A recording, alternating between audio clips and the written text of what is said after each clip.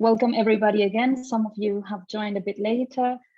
We just finished listening to Mark Warren's keynote speech, and we will now move on with our first roundtable. It's been a productive and intense 5 years of work here at the Latino Project, and we're really excited to share with you some of the learnings and the many fascinating and sometimes challenging aspects of participation and innovation in Latin America. But before we move on, I want to note once more, as you can see in the chat function is closed during the panel presentations. We will open it afterwards, but please feel free to use the Q&A function, the questions and answer function, to send questions directly related to the panel presentations or questions that you want to raise for debate, which we will return to after the presentations. Our first roundtable today is themed after 30 years of democratic innovations in Latin America, in honor to the work that we've been doing at the project, looking at innovation in the last 30 years. Our first presentation will be by our project coordinator, Thamy Pogrebinschi. Welcome, Thamy. I will add you to the stage now. Thamy is a senior researcher at the WZB Berlin Social Science Center and a faculty member at the BGSS, Berlin Graduate School of Social Science at Humboldt University. She is also the creator of LATINNO and has been our project coordinator for the past 5 years. She will present today the results of this 5-year adventure with you. Thank you, Thamy. Thank you, Mel. Hi, everyone, again, for those who join later. Mark, thanks so much for this wonderful keynote speech. We're so happy to have you here today, and you know how much your work has influenced me and also the design of this project. Thank you also my dear colleagues, panelists who are joining us today here. Yeah, Gisela, Mark, Yanina, and Brian. But so now we'll start because I have a long presentation to do and I don't want to go beyond the time I promised I would keep myself talking for no longer than 30 minutes. Because, well, it's 5 years of work. How to summarize everything? I'm not summarizing everything. I will just highlight some of the findings and some of the recommendations we have in this final report, which is actually already online, available today in English at the Econ store. We will give you the link in the chat.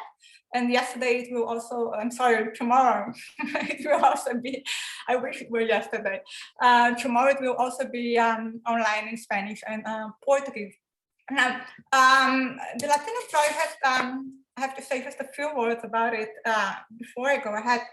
It actually, listening to Mark, I mean, it's, I recall those like 6 years ago when we were like designing the project, which actually started in 2016, January 2016, officially, after pilot stage. And the idea at that moment was precisely to try to do some empirical research, which allowed us to address theoretical questions, many of those that Mark was talking about today. So by that time, basically, I was concerned with how participation could somehow develop within representative systems.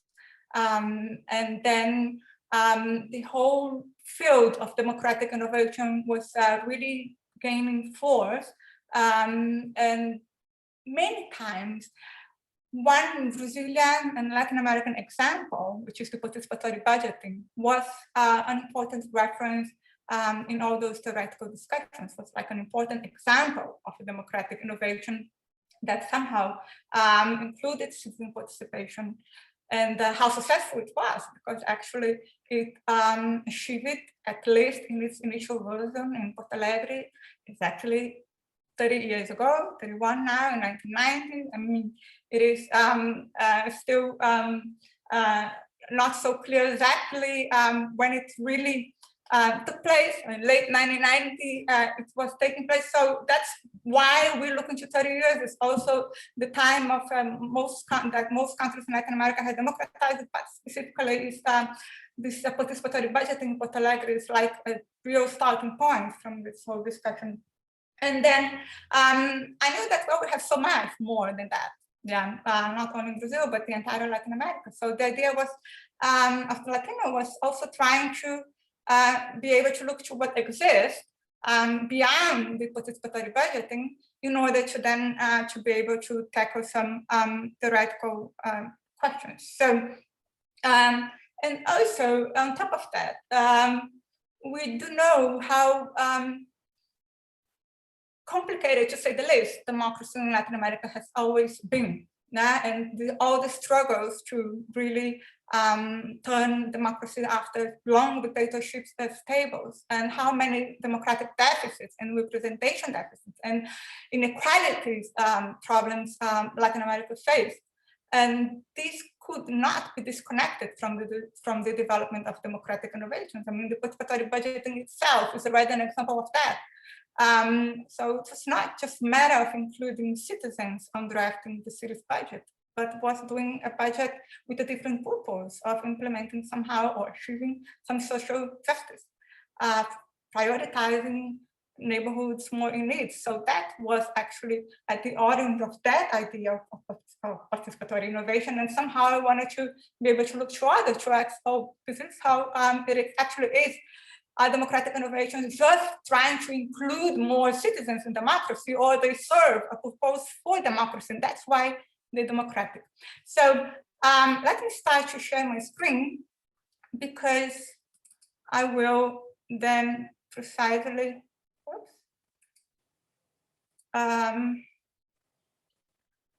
start with this definition of democratic innovations that we use at the Latino project, which is a bit different than,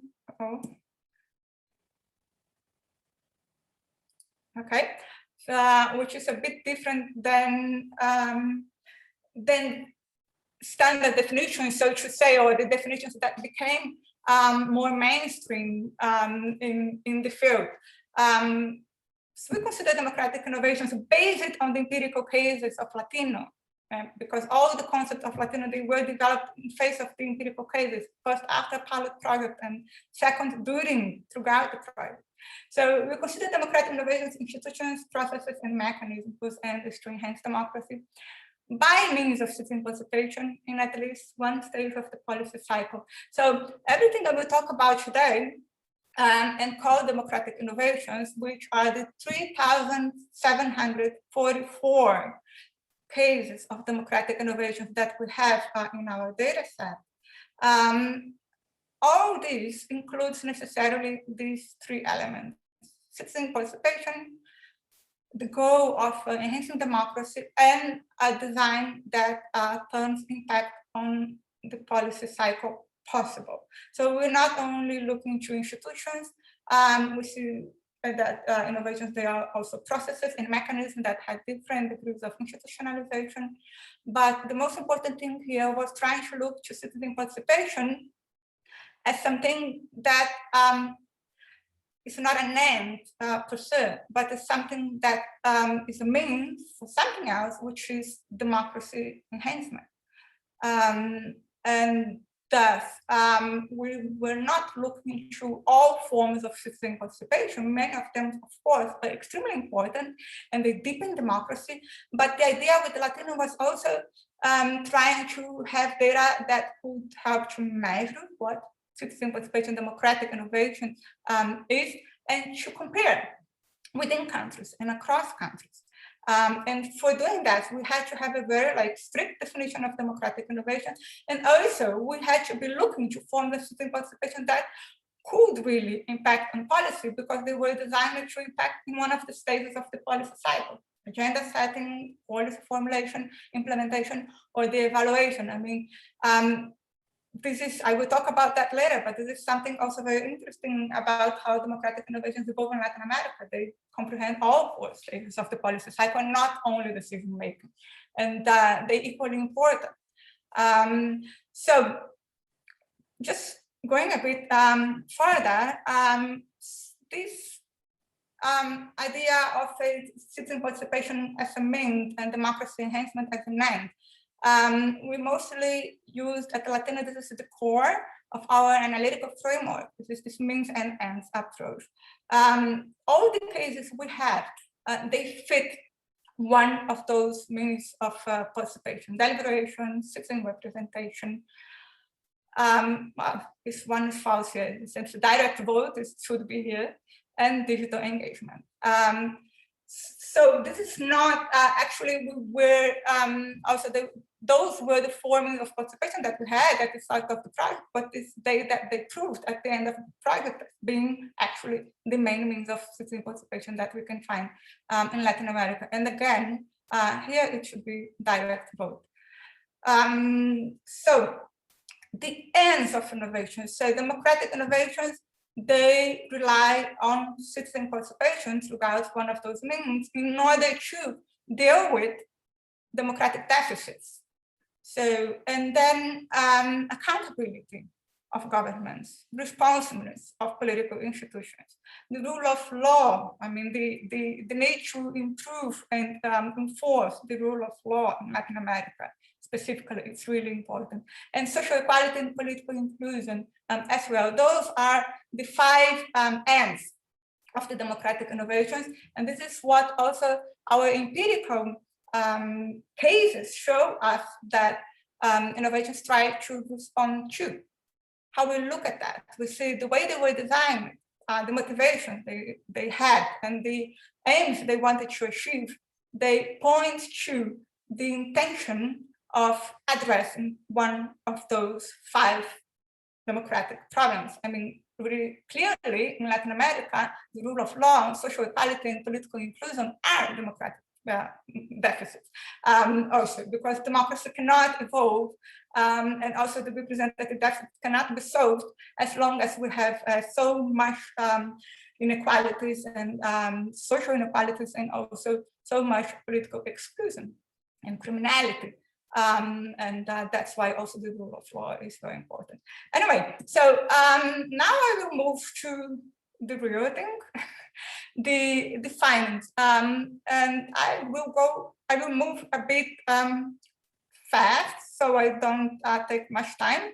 But you can look at all of what I'm going to talk in the next minutes in our report, which is online.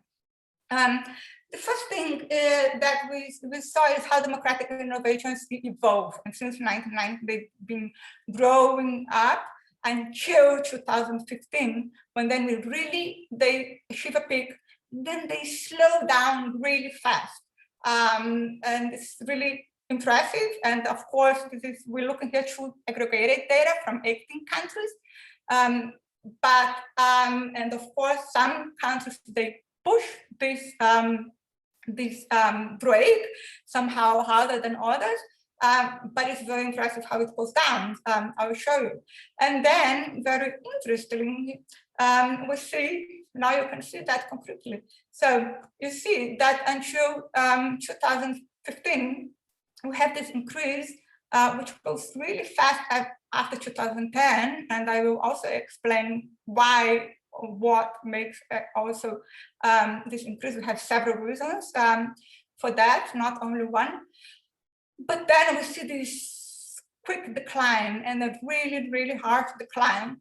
And then again, in 2020, with the COVID-19 pandemics, then democratic innovations, they again get some strength, and it's a strength that I believe and hope will continue for the next years. But it's also interesting to see here in this other graph. I mean, in the previous graph, we had the number of democratic innovations created every year. And now here we have those that have been terminated per year. I mean, even institutions were shut down. In Brazil, many of them were simply shut down after a decree of the current president of the country. And so you see how also the number of democratic innovations which had been like shutting down and terminating is really also increasing, which is a concern. But also here we do find explanations within regions and countries specifically that push that number up. And also one has to take into account, and I won't have time here to analyze in detail all the data.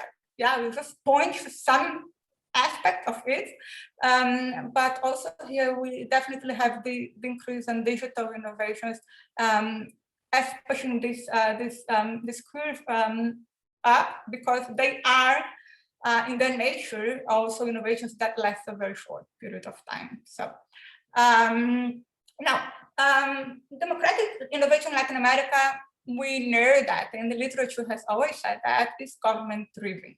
Yes, so that's why also democratic innovations many times it is called by the literature as participatory institutions. But for me, this is a very reductive way of defining them, because not all of them are institutions, and much less they are not institutions only created by the government. And we will also see that today, how much civil society is also responsible for innovating with democracy and creating institutions and mechanisms and process of citizen participation.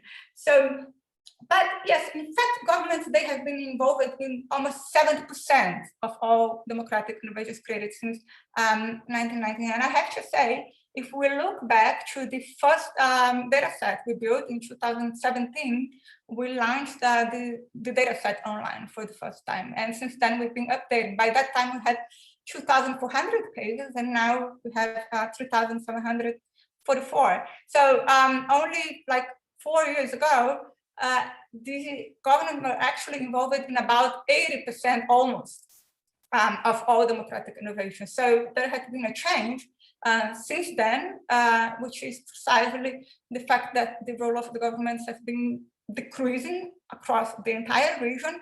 And on the other hand, civil society has been growing in a much faster pace than the government, and especially in 2020, as you can see here.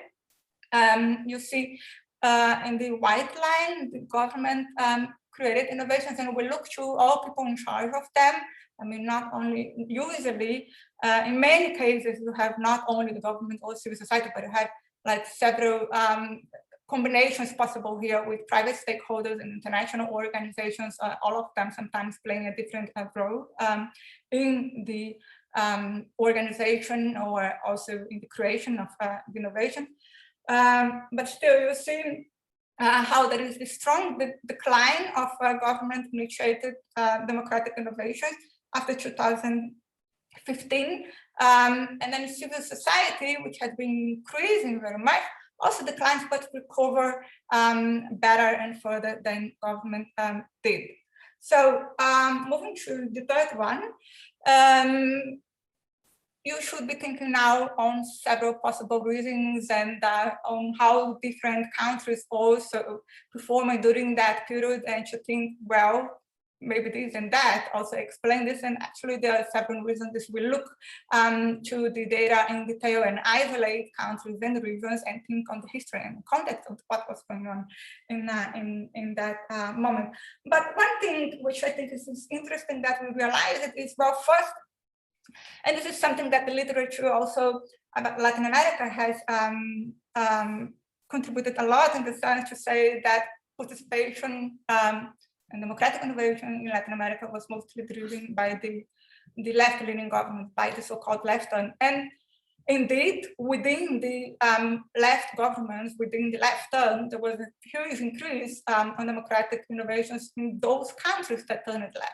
But if we look to this long time span, and then we see something at least interesting, looking to the political ideology of the political parties, we see that actually right and right-leaning parties, they also create as much and actually at the national level, a little more democratic innovations than left and left-leaning parties do. And at the subnational level, then we see the other way around, and then we see left and left-leaning and center parties then playing a greater role. But the important thing to see here is that citizen participation can really be mobilized for quite different goals. Yes. And then we see, looking to the ends, and also why it's interesting to be able to look what the democratic innovation wanted to achieve. And then we can also say, looking to our data, that right-leaning parties, they tend to design innovations that aim more to increase accountability, while left-leaning parties prioritize social equality. But this is very much actually different in each country. So, of course, all the data must be analyzed in further detail, but just so you have here a quick idea how those numbers, they differ in the national and in the subnational level. You see here, right, and I'm sorry, the center, the left, and left and center left parties, they are responsible for about 40% of the innovations at the national level, which is less than like the right and center right parties, which together here are responsible for 34%. Right, so 44. So, and at the subnational level, it's the other way around. We see the left and left-leaning parties and the center having more presence in the creation of innovations. But I don't want to go much further on that because we still have a lot, and times go fast. Well, another important thing which is interesting to think with the literature, a lot of the literature on democratic innovations is pretty much developed together with the literature on scholarship on deliberative democracy, because many, and actually most of the interesting cases or more studied cases of democratic innovations are also cases of deliberation. And then we know there is a huge scholarship showing all the advantages and benefits of that for democracy. Now, we see that in Latin America, where this deliberative wave had hit the soil like already in 1990, and since then deliberation has been really strong, and altogether it's deliberation has been used in almost as a primary means, because the means of innovations, I didn't mention that they often combine. You have like deliberation and citizen representation, and deliberation and digital participation together, but as a primary means, deliberation was used in 43% of all innovations. So, but now in 2015, which is exactly when we see that downturn on the data, we also see deliberation going down, and then here we can think and see that left-leaning parties, they had promoted deliberation more than other parties at the national level did. So now here this graph shows the evolution of the means of participation, and then you see how deliberation has been always the most used means of citizen participation, and then how in 2015 it goes down and keeps down, and at the same time the digital participation has like a huge increase since 2010 and then 2012. Okay, of course, this is also how when digital technology begins to be developed and be available, and internet more and more accessible, especially in Latin America, and then it's expected an increase here, of course, but this increase is really remarkable, and other data also point to that. So what we see, not necessarily deliberation should decrease because digital participation increase, but we have several factors here competing and contributing to this change. One of them is also the end of the left turn. Just briefly, so you see how the means of participation are distributed throughout the countries, and then we see that after deliberation with 43%, we have forms of citizen representation. With Mark has a brilliant text from many years ago where he says that actually most of citizen participation is actually representation, and then he developed this concept of citizen representation, which we use, which is precisely forms in which citizens, they talk for others, they act for others, they stand on behalf of others, and there is a lot of that in Latin America, but also now we see digital participation increasing very quickly and then becoming more prominent in face of the others. Now, the other point is looking to the ends of democratic innovations. We see that about half of they have been designed to either make political institutions more responsive or governments more accountable. That means aiming at achieving accountability or responsiveness. Those are the two main ends. So the possibility that citizens can better make their claims clear and their demands and their preference explicit for governments, and also that citizens try to make governments more accountable and more transparent and less corrupt and more efficient and many things. I mean, there were several criteria through which we assessed all those means, but unfortunately today there's no time to show all of them. Now, we also see that it's interesting then a little more than 1/3 are aiming at improving social equality and expanding political inclusion, which is very much important in Latin America, but only 10% of democratic innovations in the region, they have been designed to address problems related to the unrule of law. I mean, to use Guillermo Dono expression here, to address all the problems, and they are many, that we have in Latin America, especially in Central America in this regard. So this is a place where democratic innovations have not been, I would say, fulfilling the aim of improving democracy, where democracy needs to be improved, not addressing this democratic deficit, which is so important in Latin America. Now, so you see here briefly how is the distribution of the ends, and then you see accountability and responsiveness together with 43%, and rule of law with only 10%, and then followed by 37% of political inclusion and social equality together, which I think they come together somehow. One way of addressing the well-being and social policies, and the other way of including those groups and those communities which have been historically left aside of representation. Now, quickly, when you relate means to ends, and then we see how deliberation has been used as a means to address problems related to responsiveness and social equality. So citizens, they tend to deliberate in order to make the preference explicit, and also those innovations that try somehow to improve people's lives, they tend to be more deliberative. So to hear actually and let people say what their demands are.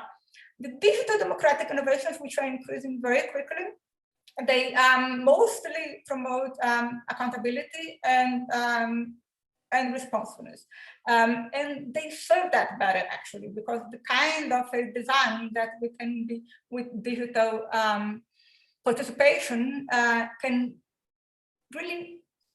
can be used in really good ways in order to improve accountability and responsiveness. I mean, there are like hundreds of examples of that in our data set, and they seem to be very effective in many cases.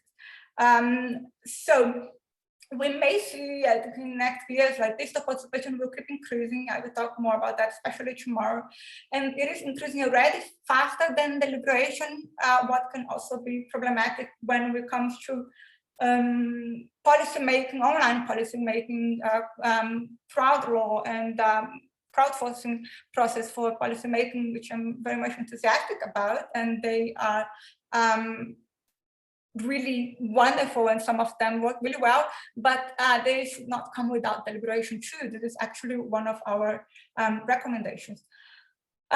Quickly over the seventh finding is there has been a longer discussion also in the literature about how actually democratic innovations in Latin America, they like invited spaces of participation, which actually the citizens or the civil society organizations that can participate in that, they like handpicked. Well, we know several cases of that. There is great research done on several cases in different countries, but that does not mean that democratic innovations in general, they invited spaces of participation. And so this is why also it's interesting to look to the data and to look to the rules, how the institutions work. And then we see that actually looking all together to the whole data set, 43% of all cases, they open they put no restriction to participations. And actually, when citizens participate as citizens, they are only restrained to participate in 24% of democratic innovations. But still, I think, of course, the case by case and country by country is important here. But looking to the aggregated data, we can see also that somehow 47% they select citizens in some restrictive mode, which is also per se not a bad thing. If we look to the wonderful mini publics and citizens assembly, which have been doing great work here in Europe, they select citizens, they must be selected. So you have really like a, you replicate the population.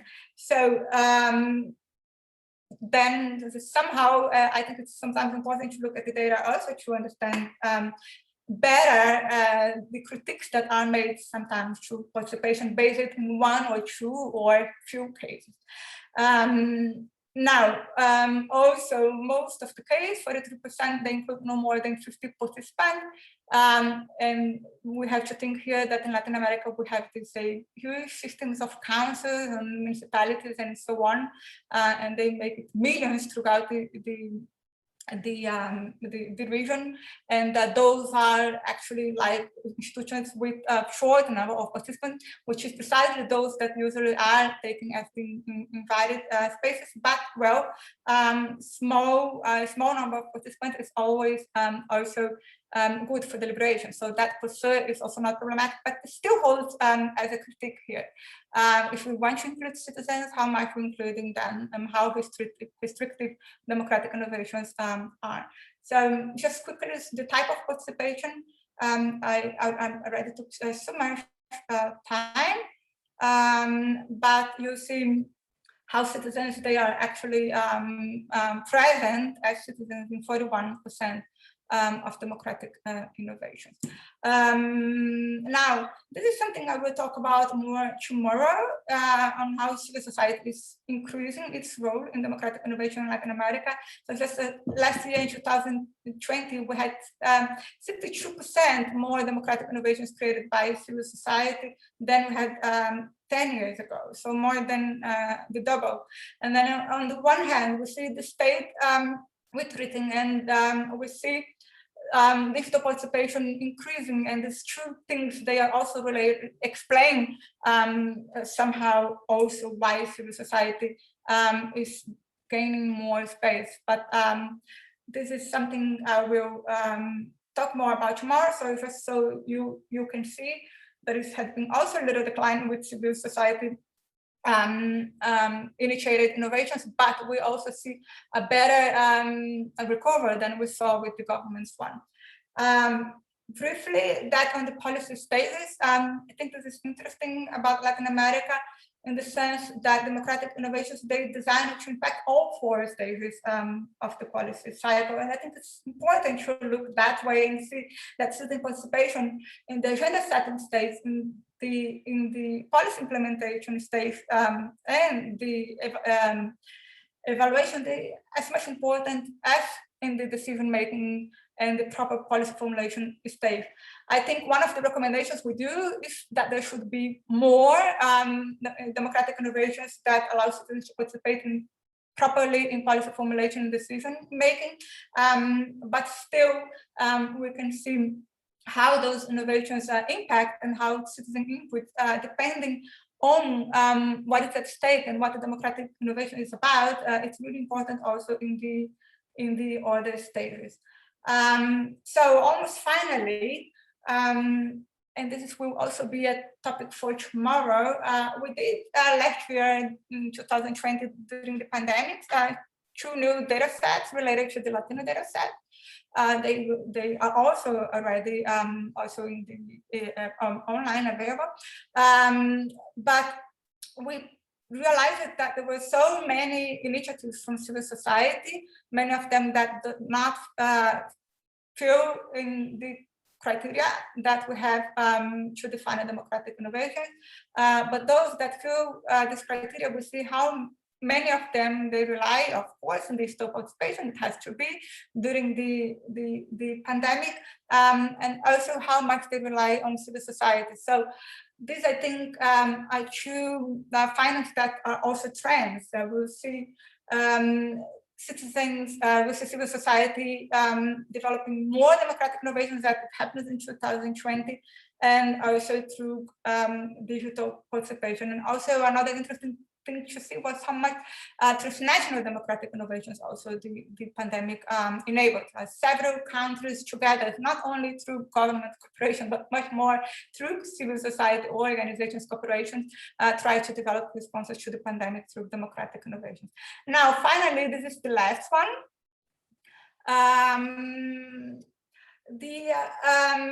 We see how the endurance and the impact of innovations, they really compromised by the lack of institutionalization and the low ability of innovations to yield decisions, and especially binding decisions. So here is what is really problematic. This is something our data shows that is a matter of concern and something that should be addressed. If you want to improve democracy through democratic innovations, then we have to improve democratic innovations in that regard. In the sense, we see that only 29% of all our 3,744 cases, they were sanctioned by constitutions and law, and 37% only backed up by governmental programs or policies that can be ended when government ends. 34% no formalization at all, which is in principle not a problem, but so depending on the design of the innovation, like the digital one and some of them from civil society. But if you're thinking also especially on the so-called participatory institutions, then if it's so it's a so small number of them, we're thinking on 18 countries here, they're not backed up by constitutions and law, they can just be like ended up at any time, just like happened in Brazil recently.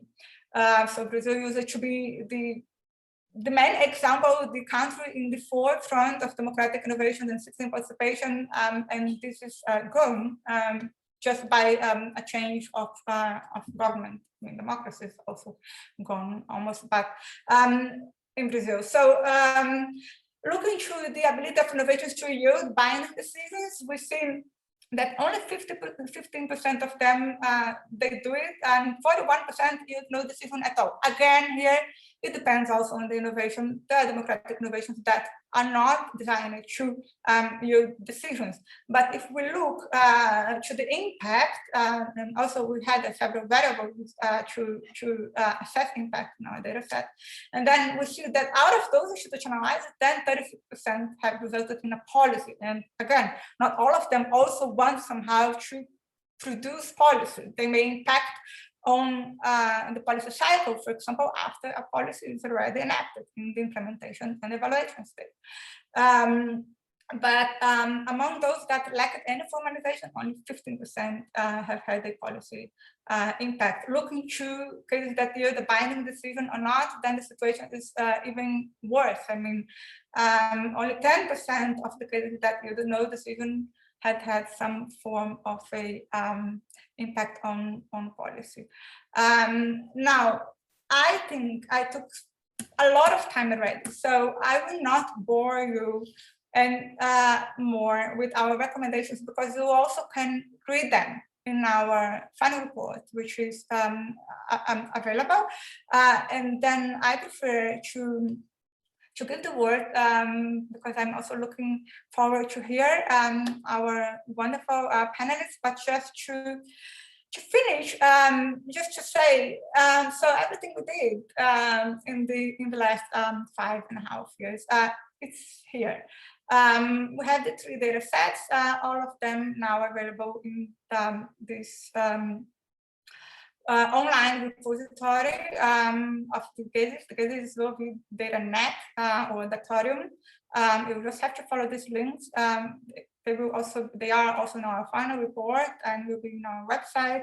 Our code book is also already online. It will also be at the Econ store together with our final report, which is today in English already available too. And then you can read the recommendations there, and then use our data code new cases with our code book and keep doing our work, because we're done with that, and we're happy about it. Thank you. Thank you very much, Thamy. Just a second. Thank you very much, Thamy. As you can see, as everyone can see, we've done a lot of work in the past few years. My colleague Gisela has now shared in the chat some of the links to the publications that Thamy was referring, in particular our final report, which contains the 11 findings and also the 6 recommendations Thamy just mentioned in her presentation. The report is currently available in English, but translations in Portuguese and Spanish are coming up in the next few days. So please keep an eye out also on our newsletter, on our website, on our Twitter channel. We will let you know as soon as the translations are available too. But now I want to move on to our all-star panel for today. I want to welcome Yanina Welp, Gisela Zaremberg, Max Cameron, and Brian Wampler, whom we especially want to thank for joining in such a short notice, because Benjamin Goldfrank was otherwise engaged. Our next panelist will be Max Cameron, who is a researcher of comparative politics in Latin America at the University of British Columbia. He's also the author of many important volumes on Latin American politics, such as Authoritarianism in Peru, Latin America's Left Turn, and most recently, Political Institutions and Practicum Wisdom. Thank you very much for being here with us today, Max. Well, thank you, Mel. Can you hear me? Yes, it's great. working. And thanks. And thanks to Thamy. It's really a pleasure to be here. This is very exciting, and I've enjoyed the presentations so far. I want to really make 3 points today.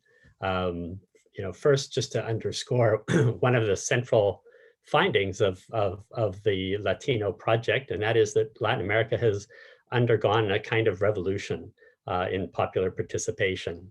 The second point, though, that I want to make is that democracy in the region remains vulnerable, and we need to think about that in relation to democratic innovations. And finally, and I think this is very much, excuse me, aligned with what Mark has said earlier, that I think it's important for us to think about democratic innovations and popular participation in relation to the whole ecosystem of institutions that constitute a democratic regime. My own involvement in this discussion goes back to around 2007, when I began a project that was an attempt to assess the state of democracy in the Andean region. And we organized a workshop in Lima at the end of the year and tried to put together kind of a common methodological framework for comparative studies. And one of the things that our participants at that workshop insisted was that at that moment, Latin America was experiencing just an extraordinary transformation with participatory innovations occurring right across the region, and that this was really important to look at if we were to do any kind of comprehensive assessment of the state of democracy. So we finished that project. We included a section in what became a book called Democracia en la Región Andina in 2010 with that I co-edited with Juan Pablo Luna. And we included in that a section on popular participation, but we really felt, having done that this merited much more scrutiny. And so we began to seek funding. We got funding from the Ford Foundation and IDRC for a project that ultimately led to a book called New Institutions for Participatory Democracy in Latin America, of which Gisela, who's on our panel, was a participant as well. Mark wrote the foreword, and that's where I met Thamy. And I recall vividly the conference that we held in Buenos Aires at the end of 2010, when Thamy gave her presentation and what would ultimately become the chapter in that book on the national public policy conferences in Brazil. And as I listened to Thamy talking about this extraordinary democratic innovation, not a new one, actually, something that goes back to the 1940s in Brazil, but which was being increasingly used by the PT government. I recall thinking what a remarkable story this was. In fact, I was so blown away by this particular story that Thamy was telling us. I remember sort of thinking, how could this not be better known among comparativists? I hadn't heard about the national policy conferences. And I even sort of had this uncomfortable sort of thought. I remember talking with the other editors about, is Thamy just making this stuff all up? I mean, it seems so extraordinary. I mean, maybe we'll get reviews of this book that tell us it's a wonderful book, only, this chapter by Thamy Pogrebinschi was all made up because it just sort of seemed quite so remarkable. And we looked more closely at it, and sure enough, Thamy's findings were really legitimate and interesting, and what she was talking about was very real, and she really became I think the kind of the leading expert on this particular type of democratic innovation, which I think is super important.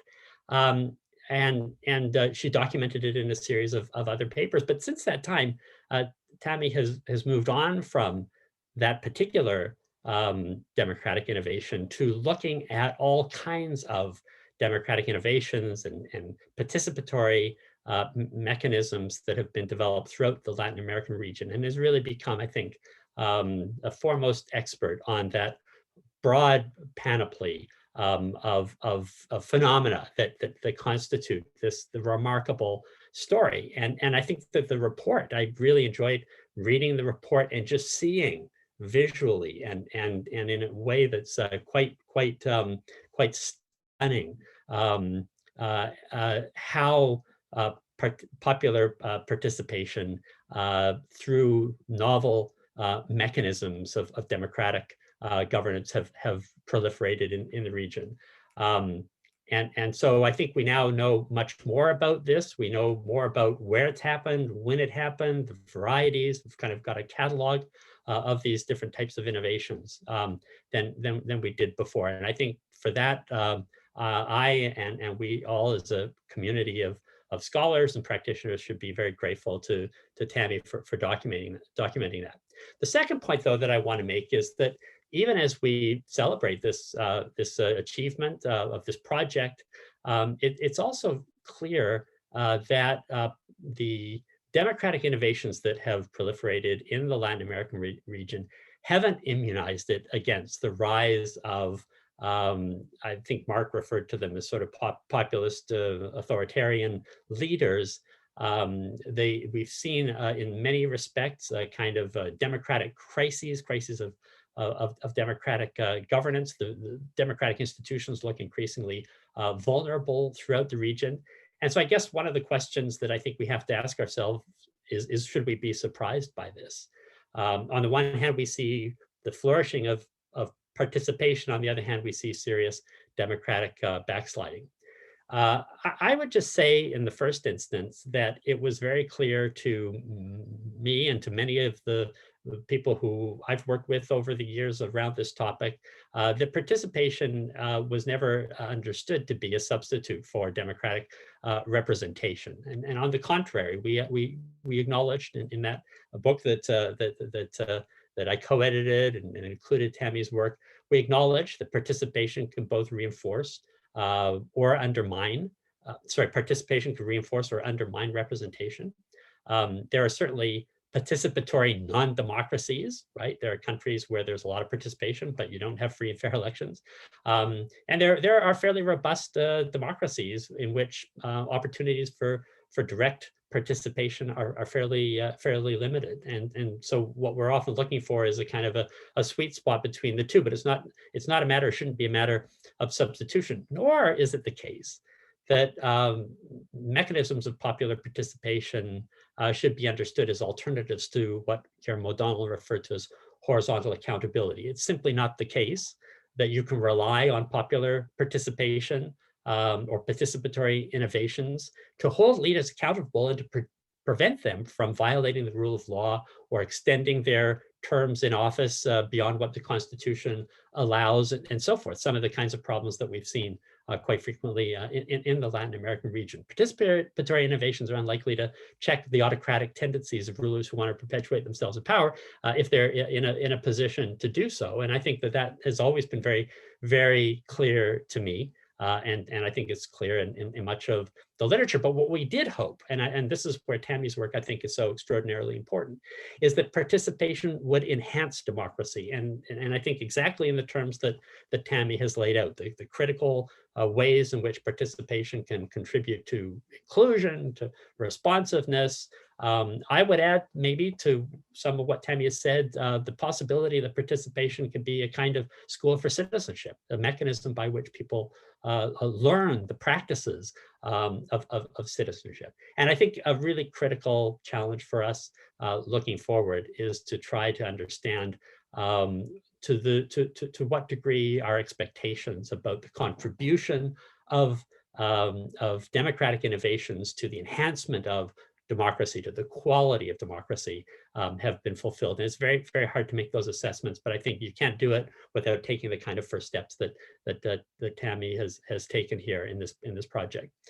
And I think that one of the key findings, the last finding that Thamy just mentioned, I think is critical, and that is the need to institutionalize democratic institutions.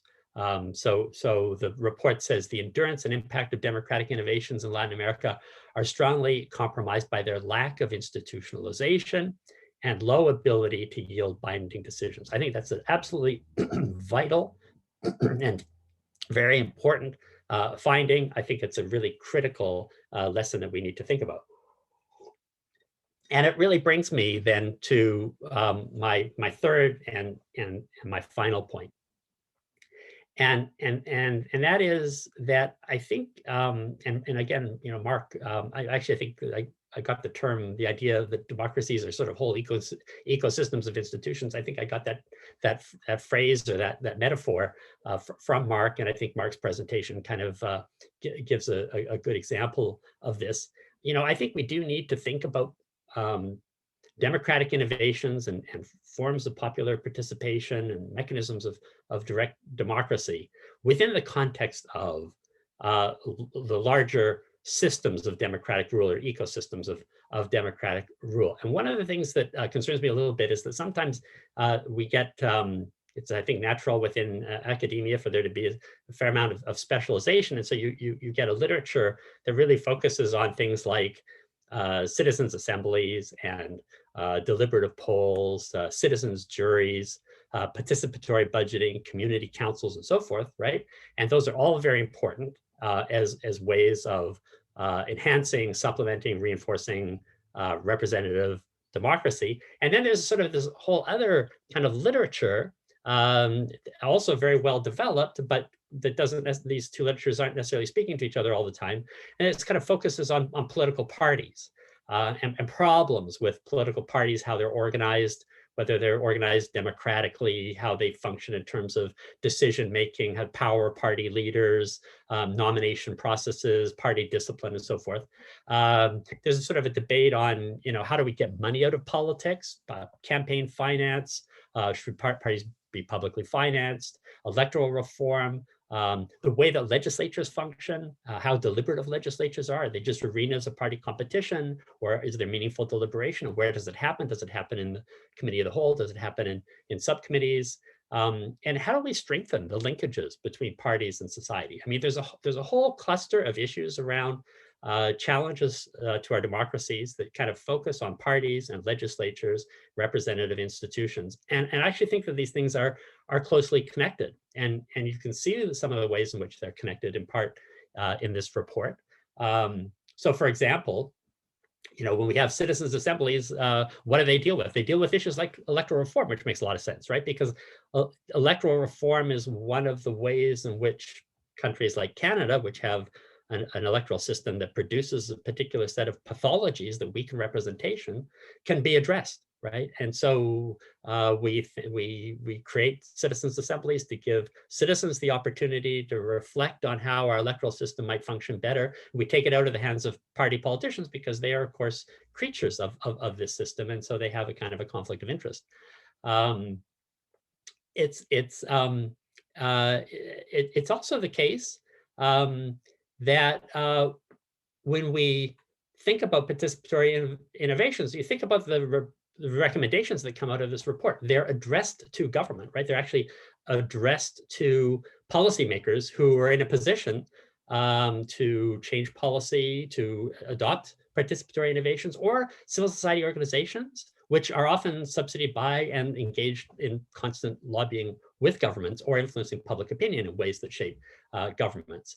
And so government's deeply involved here, and Thamy has documented the degree to which many of these innovations actually are convened by and depend entirely on government. Third, the success of participatory innovations often depends on the degree to which these processes are well designed. And who designs them?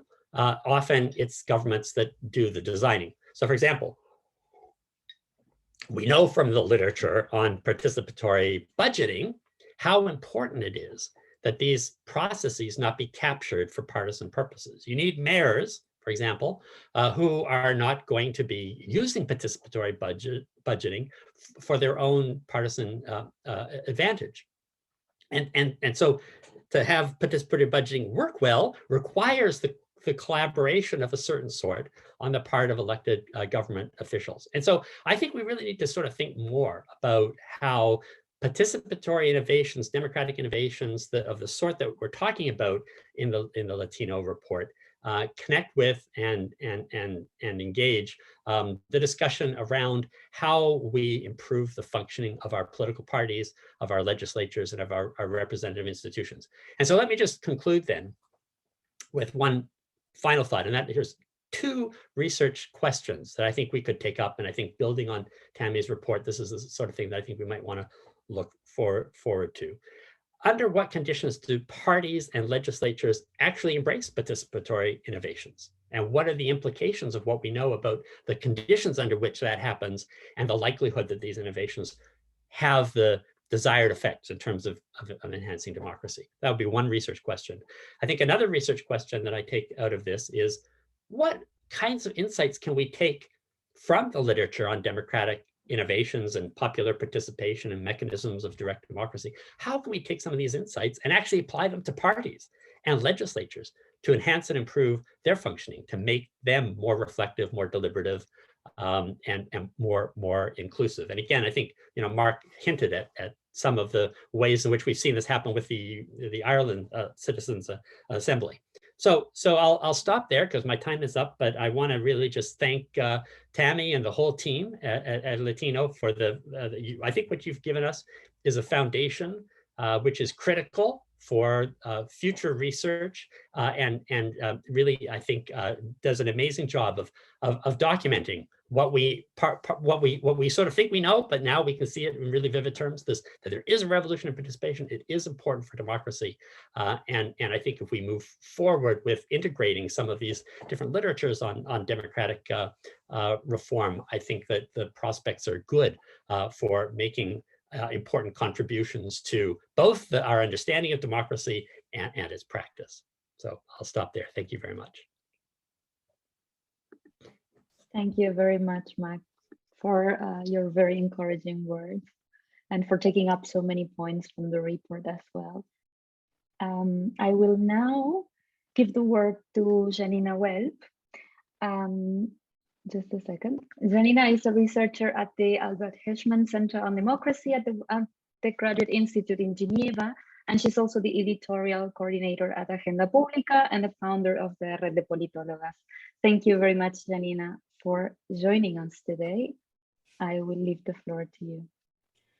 Thank you, Melisa, and thank you, Thamy and the team for inviting me to join this event, which is absolutely super interesting. I would like to start also with remember, I think the first time I heard about the Latino project was in the ECPR joint sessions in 2015. In a joint session Thamy organized with Leonardo Molino, and I remember my feelings when she presented the project. I felt that this was just titanic and impossible. So my feeling was, she will try, and after a couple of weeks, she will give up. And here we are, 6 years after, with so many initiatives, with such an interesting report, a collection of information, absolutely amazing. So congratulations, really, Thamy and the team, you did it, and you did a very great job. And then I would like to share my thoughts on 2 aspects related to this general topic, not only to the data set, to the Latino outcomes, but on how we think and have been thinking on democratic innovations for these 30 years. And first, I would like to stress on 4 lessons, which are not the only ones, of course, but I think are quite important to feed this discussion and going further on the lessons learned.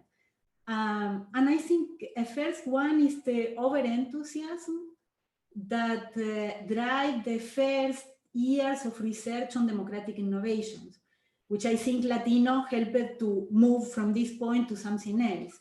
But I feel that all the first years of participatory budgeting in Brazil and the spread of many other innovations at the local level, especially in the Andean countries, in Peru, in Ecuador, in many other places, were followed by an academic enthusiasm on what these kind of experiences could bring to democracy.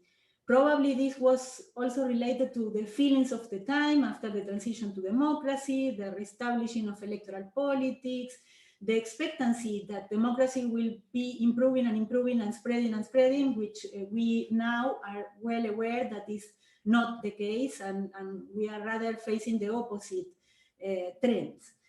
And for me, this over-enthusiasm is clearly observable in institutions such as participatory budgeting.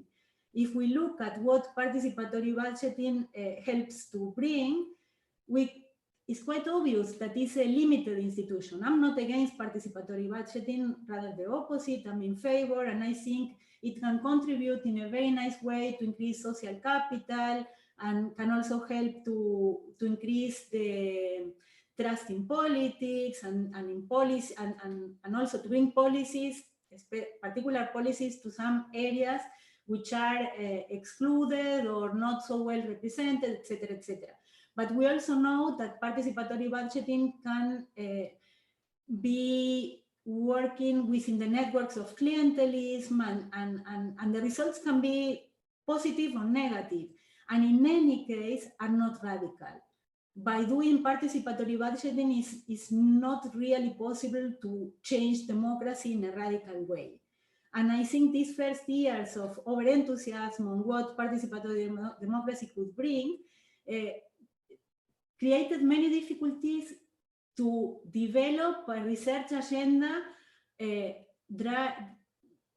organized under more like empirical axis and more measurable results and more comparisons, which now we can see with Latino and with many other research that other colleagues are doing.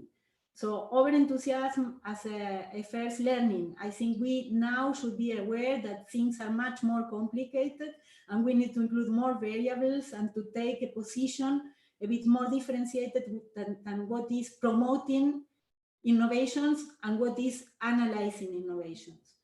The second learning, which I also bring from my own research on, for instance, the neighbor councils in Uruguay, is that these first 2 decades, I would say, the first one was changing quite a lot, the research agenda, also did a kind of tabula rasa with the past. If we look at what participation means in history, totalitarian regimes were participatory. Of course, we can claim that this was not independent participation, was not autonomous, was mobilized from the top and with many restrictions. But totalitarian regimes are also participatory. And going to the cases, for instance, in my research on Montevideo, as I said, on the neighborhood councils that we did with colleagues in Uruguay, Alejandra Mazurka, or Paula Ferla, and with my colleague in Switzerland, Uwe Serdult, one of the findings, we discovered that at the end of the day, vecinal participation was present in Latin American countries and also in the countries of the south of Europe as a traditional thing. And after the transition to democracy, the trend was to institutionalize these spaces, which previously were organized under social rules or, under social rules. And this over-institutionalization, in this case, of the spaces of citizen participation, I think had a negative aspect in many of these participatory spaces at the local level. In the case of the neighborhood councils, it's quite clear, because these institutions, which were really perceived as social institutions, with the institutionalization of the and the like general rules and elections organized by the local government to select the people in charge of the neighborhood councils, this created an institution which was not so perceived as part of the society anymore, but was not part of the government neither, because they were working under voluntary work and without competences. So it created a kind of intermediary role which was not really justified without budget and without competences, and created many problems for the social participation. So I think it's important also to look more at historical examples and to see what these experiences can tell us about what is going on now. And then my first point, which was also mentioned by Warren in his presentation, and by Max later, and by Thamy in her presentation, is that we need a more systemic approach. Call it ecologies of participation, but we need a much more systemic approach in the double sense. One is, I think it's not very useful to analyze institutions of participation in isolation, because institutions play a role all together, talking about participatory institutions, but also talking about the rest of institutions. And again, let me bring quickly two examples. If we take the juntas comunales in Venezuela, which were seen as a very successful experiment of participation in the early years of the Chavismo, and later on as a very good example of totalitarian intervention on citizens or in the communities, part of the problem is that the analysis was focusing just in the juntas comunales. And if we introduce to analyze the case how decentralization was evolving in the country and how the juntas comunales were eroding the power of the cities in the moment in which we're growing, probably we should have arrived to other results much earlier than what happened later. So I think it's quite important to analyze this. And the second example is the recall referendums. If we look at how it works in cases such as Peru, in cases in which the erosion of the political party system is quite high, recall referendums, which are addressed in theory to increase accountability and control over the authorities, at the end has been playing as a weapon in hands of the political parties which lose an election. The losers of an election were all together organizing a recall referendum to remove the authority in charge of the government. And this original goal of accountability is completely perverse, and the institution, at the end of the day, is bringing much more instability and much more uncertainty, and is also decreasing the resources the local government has to generate the policies which are required to improve the governance in these cities and local communities. So with all this, which is quite negative to somehow, I also, and I think we all here share the same impression, the same idea, participatory democracy is really important and can bring solutions, but we need to better understand how it works and in a broader framework. So then I will move to the challenges, which for me are also a few, but I would like to stress on 4. First, I mean, the challenges, thinking on what will happen with participatory democracy in the coming years. The first is instrumentalization, which is not a new one. We have faced that many times before, but I think there are at least 2 countries where this is absolutely clear. One is El Salvador, where the president would be tempted to activate a referendum, as happened before in Venezuela or Ecuador, to change the constitution and stay in power. But also in Mexico, Andrés Manuel López Obrador now in, I think, 1st of August, is activating a referendum to ask the people if they want to prosecute corruption in relation to former presidents, which is a question I would define just in one word as a nonsense, because who can be against prosecuting corruption? Is clearly a way of instrumentalizing a mechanism of participation, and it's also quite unclear which kind of mandate emerged from such a referendum, where probably the citizens will support the motion, but then what? The government would need to do what he is expected to do in any case. So this is clearly an example of instrumentalization, and is a challenge now, and has been a challenge also in the past.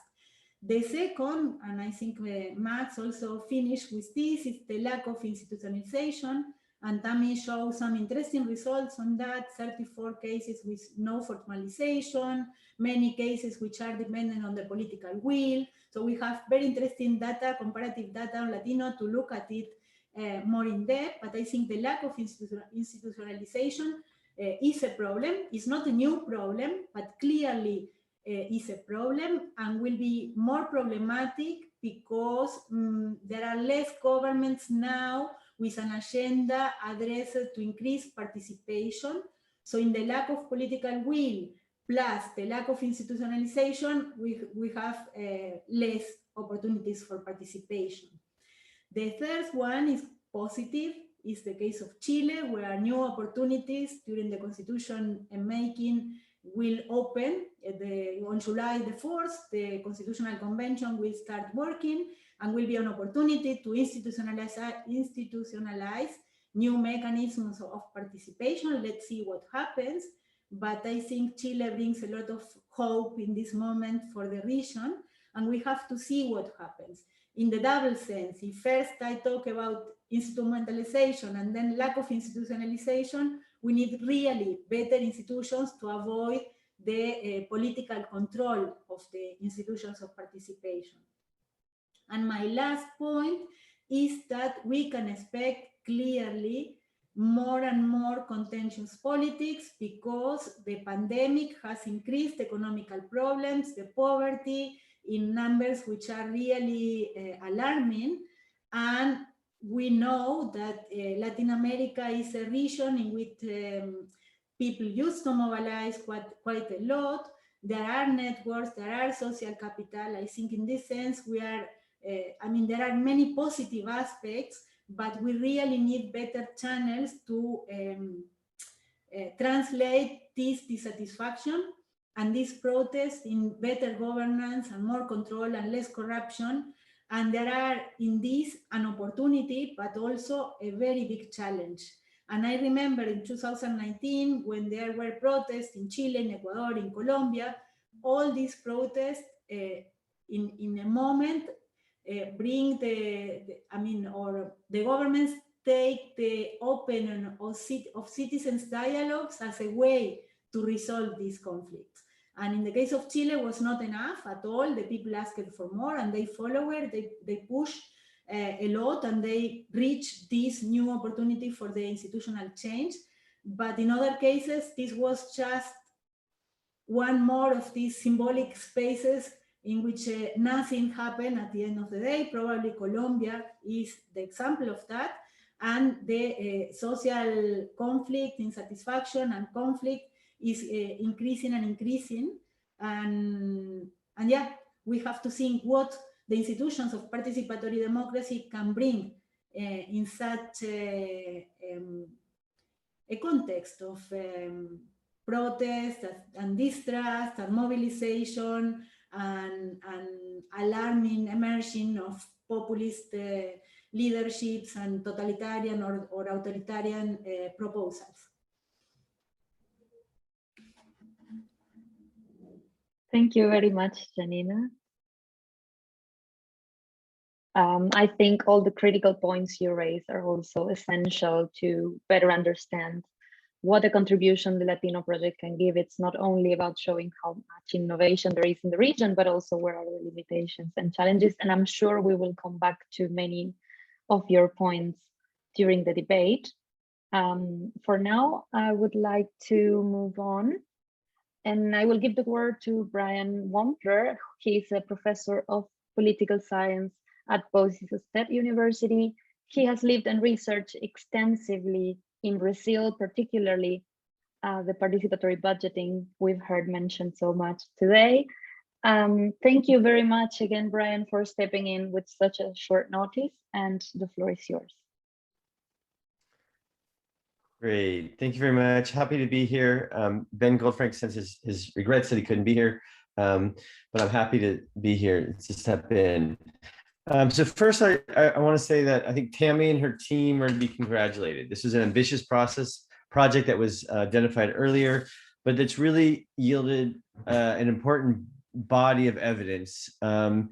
In a couple of different ways, I think it's important. First, I think it captures the spirit of a lot of democratic organizing around the region. I think Max alluded to this, Yanina as well, where it was sort of a moment in the 80s and 90s where a lot of social movements, governments, civil society organizations were trying to come up with new and different ways of doing things. And I think the model and the approach really captures that. And I think more broadly, this approach could be used, obviously adapted, but it could be used to look at other regions of the world. You could use it as a framework to begin to think about how to measure innovations in civil society among local governments in Southeast Asia, Sub-Saharan Africa, North Africa, and so forth. So I think that's really one exciting part. It really sets up the sort of the methodology, the clearness of the conceptual and analytical basis, make it a useful starting point for other regions. I think this is for those PhD students or graduate students on the call. I think that this database offers a great opportunity to be used in dissertations, as well as other work beyond that, where people can sort of really go through and try to sort of tease out some of the lessons beyond what Thamy and her team initially have come up with for this sort of final report, but also to think about it a little more broadly. I'm going to be on the shorter side because I realize that we have some time constraints, but there's sort of areas around lessons and challenges. And when the lessons area, I think one of the key issues for me that I've been trying to think about and do some research on is trying to think about the impact of these institutions. And that would be a real avenue for researchers to go in and use the database to try to determine, did these institutions have an impact in, I'm sort of going back to what Mark Warren was talking about at the beginning in terms of building trust, establishing, sort of strengthening democratic institutions. Did they have an effect on improving the quality of life? One of the lessons that sort of some of my work on participatory budgeting in Brazil sort of demonstrated, and this I think is sort of a frame to think about it, comparing some of these innovations, is that it was better to adopt the PB than not to adopt it. Nick Bayaki, Heller, and Silva's work also shows this sort of comparative format, that it's really sort of that these innovations had impacts. However, the impacts were relatively, they were meaningful, but also small scale. And that's, I think, one of the big contradictions that we have to think about. And Yanina hit on some of this in her presentation, is oftentimes these innovations are pictured and promoted as being sort of radical transformations. I mean, so if you think about some participatory budgeting or something, I think that'd probably be the best example. It was supposed to be a radical transformation of democratic life and everyday life, but they ended up being more incremental policymaking, right? That they were sort of small scale changes that were meaningful in some communities' lives, but didn't have sort of far-reaching changes. And I think that's something we want to keep in mind is what are the limits that some of these local subnational democratic innovation changes are making. The second point that I want to make on this is that institutional design matters. And I don't know sort of if this would be a really interesting thing to use the database for, is to really explore how different rule sets might have affected outcomes. So for example, having a social justice rule in a participatory budgeting process seems to produce much better impacts than not having that rule. And then why that's important is that as participatory budgeting as one type of institution has spread across the world, that rule has largely been dropped, right? So we know, we can sort of see that it's important to sort of think about adapting policies that are pro-poor, that incorporate, so it's not inclusion of the poor for inclusion, for, you know, just for the sake of inclusion, but you're actually trying to reorient policy to try to meet their ends. And that's something to keep in mind, is that as people look at these innovations projects, you know, innovations across Latin America, what can be drawn? What are the key lessons as these are people are looking to export these to other parts of the world? So those are sort of around participatory budgeting are two issues. Another lesson, and Max hit this on his third point, was we really need to think about how these are embedded in the broader context. These democratic institutions are sort of situated within representative democracy, but they're also very much situated in relationship to party politics, to party systems, to representative democracy, and to state capacity. State capacity in terms of being able to deliver projects, but also having the revenues behind them to deliver the project. So sort of thinking about taxes and revenues as ways that states need, parties in power need to think about that to generate resources to allow states to actually develop public policies that are decided through some of these participatory mechanisms. So one of the ways that sort of can think about this is we can sort of think about different pathways, different innovative pathways that the democratic institutions can complement it. So pathways, for example, such as we would think about participatory institutions as one particular pathway. We could also think about it in terms of national policies that are geared towards rights-based social policies. So that would be the mechanism sort of where policies that are developed by the Mexican state, or the Brazilian state, or the Argentine state are focused on rights and trying to deliver policies that allow for individuals at the local level to access their constitutional rights. The third area I think that's important in this would be to think about developing state capacity and seeing how the democratic institutions interact with state capacity, especially state capacity that is geared towards delivering those rights-based policies. So state capacity in and of itself may be less significant than having the right type of state capacity. And what I mean by that is we can think about strong state capacity and sort of being able to, manage borders or public security and so forth. But what about policies that are invested in education, healthcare, and so forth? So I think that's sort of important to think about how they sort of have the democratic politics. We need to think about innovations in areas that are in participatory institutions, but also affect different parts of the policy process and the state policies. And that sort of, when we think about these pathways, it gets us back to this idea that these institutions need to have sort of a real impact in people's lives, that we need to sort of think about them as that people need to see that their engagement, that that their engagement in these institutions is a useful and worthwhile part of their time. And my worry about the overhyping of democratic institutions is that there's this real potential that it can increase cynicism if the democratic institutions don't work well. So we want to sort of think back to that, sort of looking at the database and thinking through which of these institutions, was it accountability? Was it the social inclusion? Which of those seem to generate the broadest and best set of impacts for people? Okay, let me just go to challenges really quickly. To think about challenges from the database.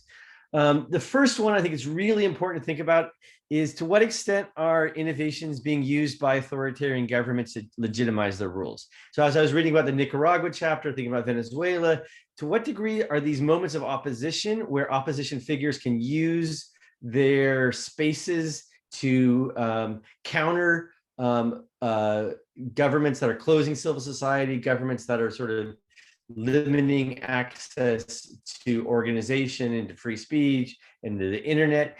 And to what extent are these, so that's, I mean, sort of, you know, so are these spaces being used to legitimize authoritarian rule, or are they a moment of opposition? I think that's something really important to think about as we move forward on this. The second area that I think in terms of challenges is, do these innovations help against backsliding? So we're at this moment of sort of like, you know, sort of the project, sort of, you know, when Max was talking sort of the 80s and 90s and 2000s, project begins sort of this moment and sort of, it's an expansion. But now if we're sort of seeing this backsliding, are these the key institutions that can help prevent the erosion of rights? And which of these institutions might be better to be doing that? And I think that's a really important thing to think about.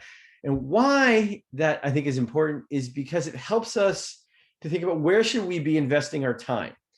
And Max alluded to this a little bit, where should it be more worthwhile to focus on campaign finance reform, transparency in campaigns? Should we be focusing on voter education as opposed to sort of some of these more formalized democratic institutions? I think that's something that I think needs to enter the debate, is how do we weigh and balance out the particular potential power and impact of these different institutions? The fourth or the third area in this area, and I think this is sort of just where I want to finish up, is where do we think about and how do we think about the decline of these institutions? So for example, just to use one, participatory budgeting has by and large disappeared from Brazil. So what does it mean when sort of an innovative institution sort of recedes? And so when we think about sort of this really broad number of democratic institutions that Thamy and her team identified over the years, should we expect that they're going to decline? Is there a natural life cycle? Is this life cycle in terms of sort of the leadership being involved for 10 or 15 years and sort of then receding? Does this have to do with party cycles and party support? We're not really quite sure, but I think that's a really important area to sort of think about this, sort of the potential spread of these institutions, but then also sort of, you know, to what extent are they going to wither, or what extent are they going to be weaker? And then when they disappear, what is left behind? Did it transform trust? Did it transform basic state-society relations? I don't think we, as sort of a research community, have a great sense of what is left behind when, in a moment of backsliding, when some of the democratic institutions are sliding back. So, but I think this report, but this 5 years of great work really sets up the opportunity for us to answer that question. Can we go through and see what happens to these organizations? What is out there? So on that note, let me finish and turn it back over to the moderator. Thank you very much, Brian. Our final panelist for today is Gisela Zaremberg. We are slightly tight on time, so I will just give the word to her. Gisela Zaremberg is a professor at FLACSO Mexico and the coordinator of the Master on Gender and Public Policies at that institution. Thank you very much, Gisela, for stepping in as panelist today. Thank you very much for the invitation to participate in this event. And congratulations for Thamy and the whole team for this titanic work, and that is very valuable and rich. I think it will be a great source for future research, but also I hope for future application, no? in different areas. Public policy probably will be an area interested in this in this valuable work. I am glad to be here with dear and respected colleagues. So to make a balance of 30 years of democratic innovation is not a simple task. We are speaking about a very heterogeneous field and a very dynamic phenomena, as I think the Latino report clearly shows.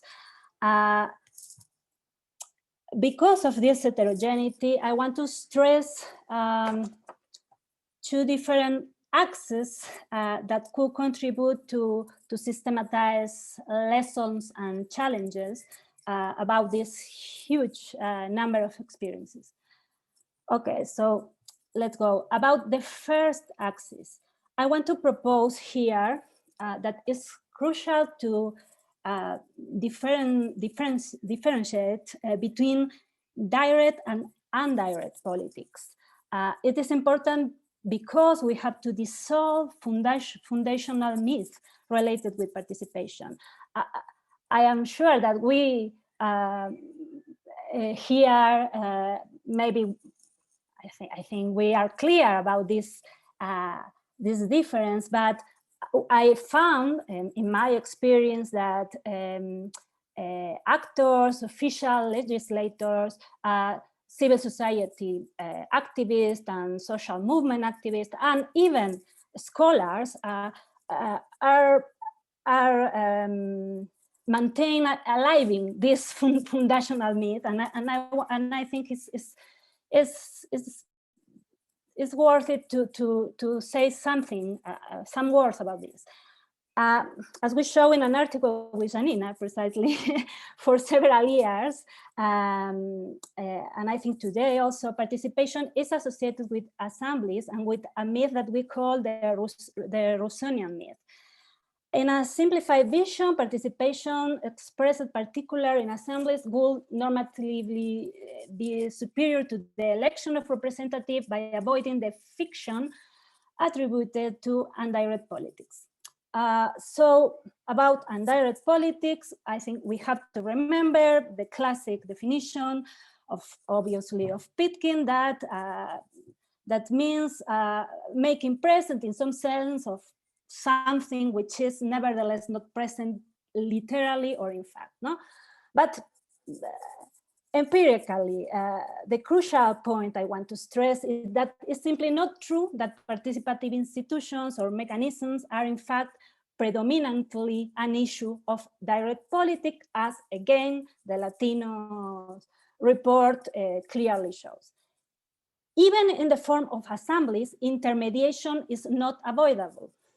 Then, as Ernesto Isunza from CEST Mexico and Adrián Gursa from University of São Paulo show, representation in the form of presumptive representation is deeply involved in participative institutions, for example, in councils and conferences that evolve in Brazil, usually members of civil society organizations,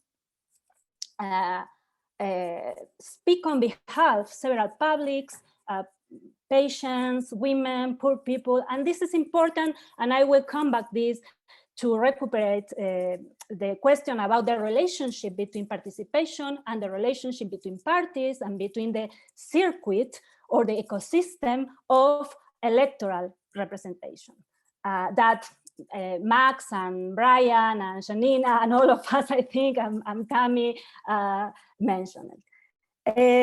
Moreover, we speak about direct politics in relationship with participation when we refer to direct mechanisms as plebiscites, referendums, etc. In those cases, the vote is exercised not to choose, not to select representatives necessarily, but to decide over more or less transcendental issues, from local public policy projects to constitutional reforms. Then we can observe several possible participative ecosystems that combine direct and indirect politics in different ways in Latin America. And I think this axis is important to think about lessons.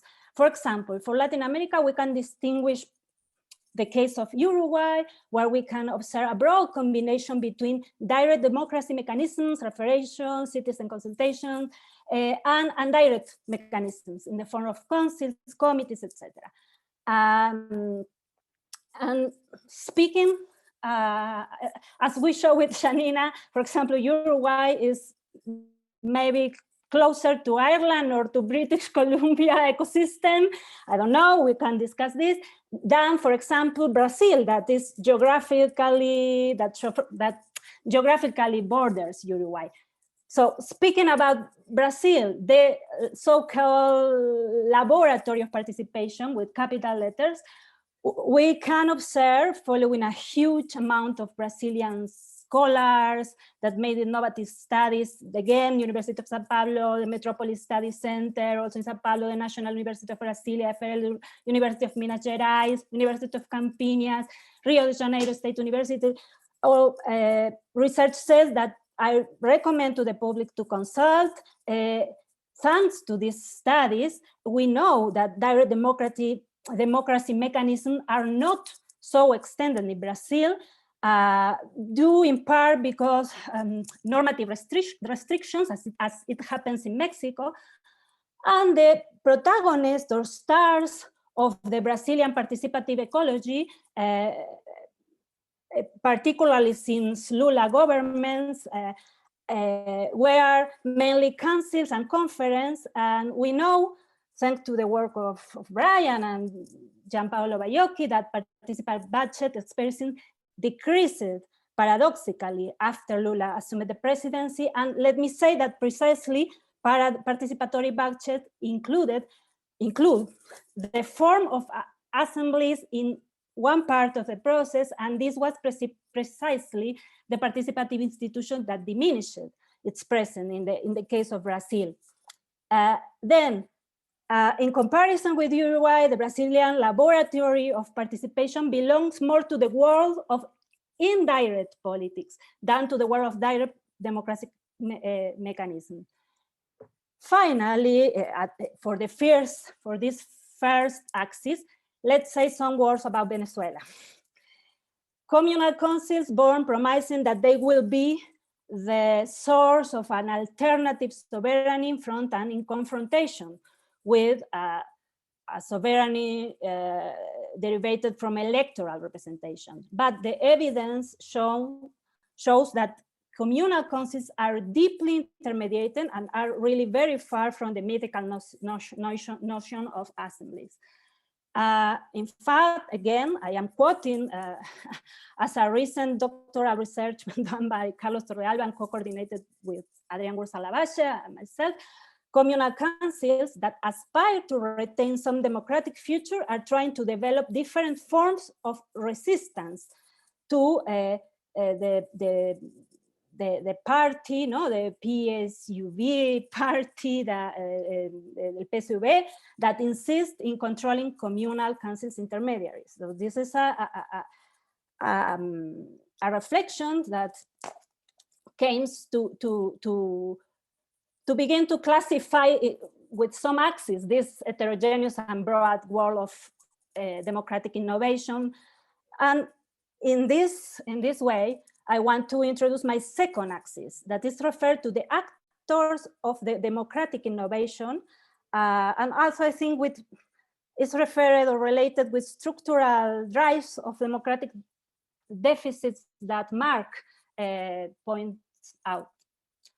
I will highlight for this axis, for this second axis, 3 points. First, I want to stress, I think with Max, with Brian, with Yanina, with all, the need to analyze more the relationship between participation and electoral representation, particularly between participative institutions as council, conferences, etc., and legislatures, parties, and party system.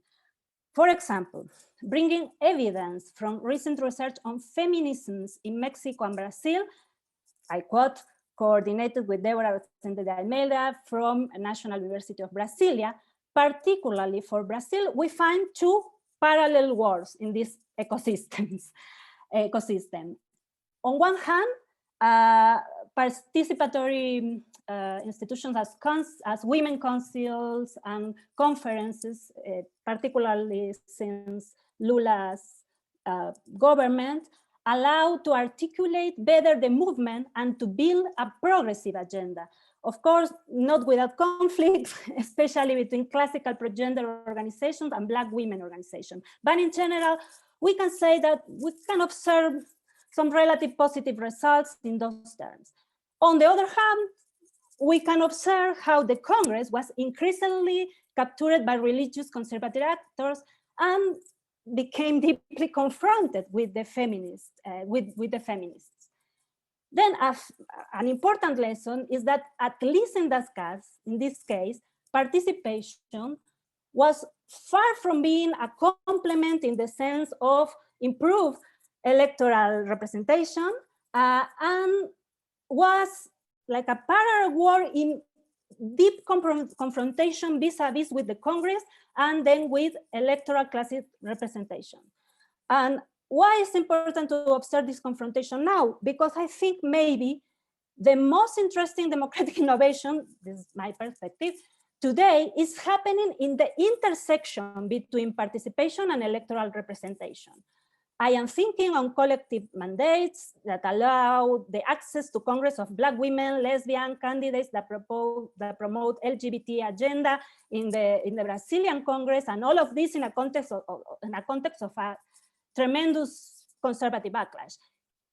I think also about the national encounters of women in Argentina that were crucial to mobilize activism in the street, to pro-abortion advancement, and to articulate a broad coalition also of deputies and senators within the Congress. Then I think that a future challenge will be to move on a little more, at least, from an idea centered in participation exclusively or mainly referred to the cycle of public policy or to the executive, and to think more and deepen this other relationship. Maybe the body of participation is mainly related with the executive in some cases, but the Achilles heel seems to be, at least based on this research, on the relationship with the legislative.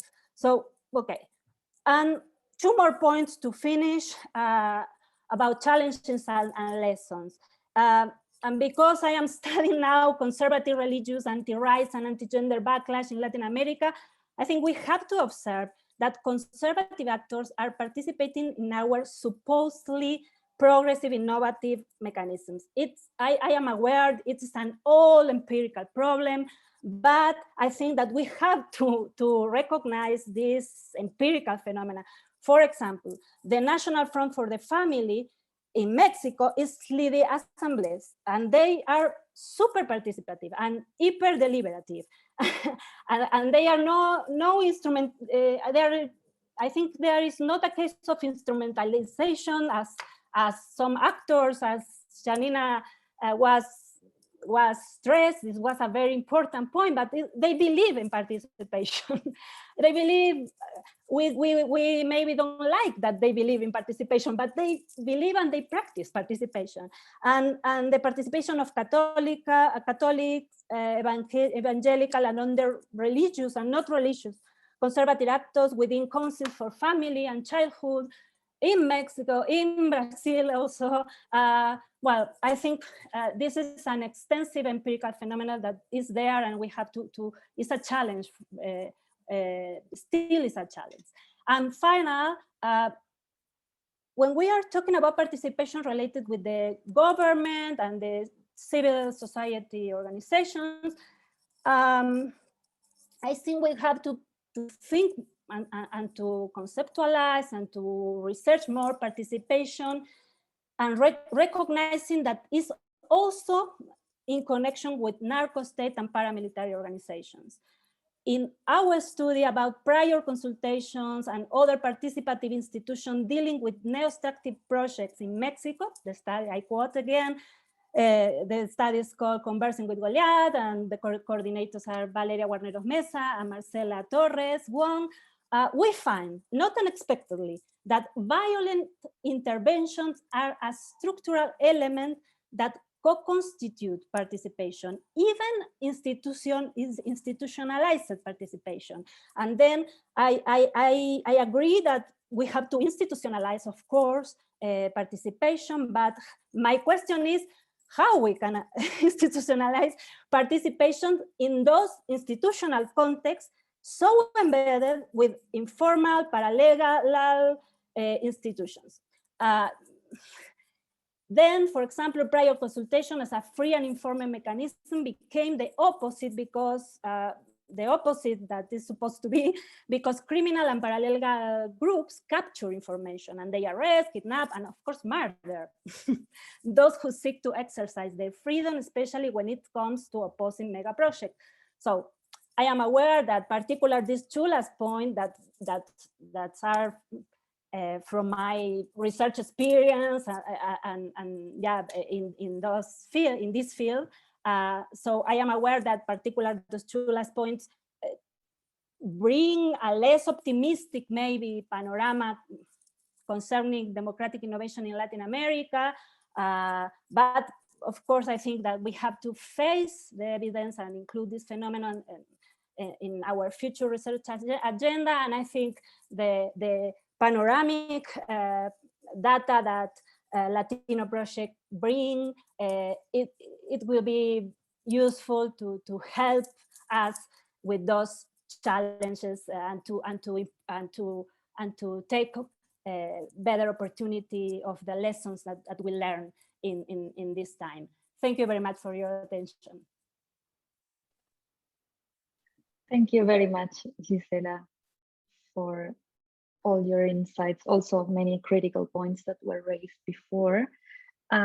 We are a bit tight on time, so I would like to invite, and I will now give the floor to all of our speakers. That is Gisela Zaremberg, Yanina, Welp, Max Cameron, and Thamy Pogrebinschi. Brian Wampler, unfortunately, has had to leave because we are slightly late with our program. And I want to pick up on a few points that were raised both in many of the presentations, but also in the Q&A that we opened and that many of you participated in. You have addressed the lessons and the positive examples of innovation. You have also all addressed the challenges and limitations that innovation in Latin America has faced over the years with changing governments and limited institutionalization. And especially many of you have referred to the issues with instrumentalization of participation, authoritarian regimes appropriating in a way the idea of participation, and the capacities that participation and innovation actually have in context of limited rule of law. So I want to invite you to respond to a general question from your expertise and from your particular topics of research regarding what you think are the challenges, the limitations, and the lessons of democratic innovations in Latin America that are specific to Latin America, and which of those do you think speak to the larger context of participation around the world, and how much of that has become evident during the COVID-19 pandemic? And I will ask you to maybe use 3 or 4 minutes for each of those, and then we will have some closing words by Thamy. Thank you very much.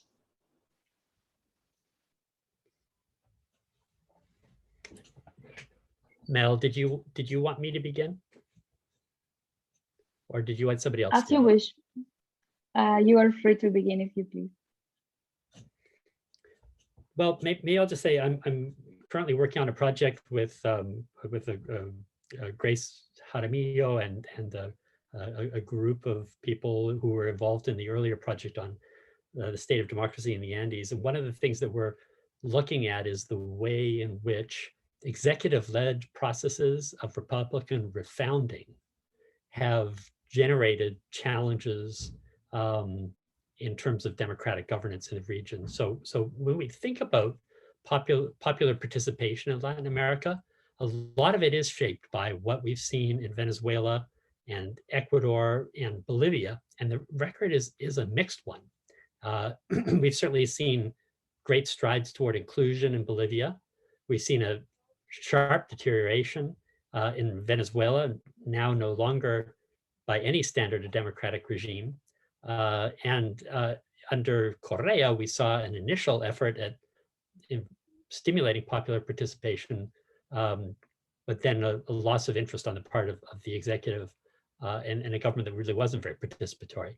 And in that context, I want to underscore what Yanina mentioned about Chile. I think Chile is very interesting because here we have a country that's trying to